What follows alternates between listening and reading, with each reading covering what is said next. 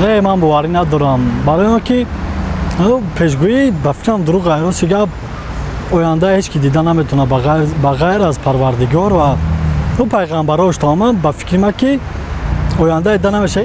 من به طول‌نامه باور دارم چون که طول‌نامه رو خواندم همش درست برآمد و گفتن که خبرهای خوش رو میشنوی. عموما همین البته شد.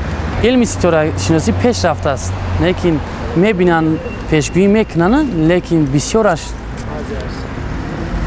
دروغ میبراید. در طول‌نامه بعضی وقت ممکن است که باوری کرد، بعضی حالت‌ها ممکن نیست که باوری نکرد چون که طول‌نامه خود تقریبا است.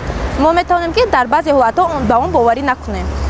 البته که من باوری ندارم برای اونکه این همش از نصیب تقدیر است. طول‌نامه این یک پیشگویی عالمان همه خیلی پیشگویی میکنن ولی متاسفانه من باوری ندارم.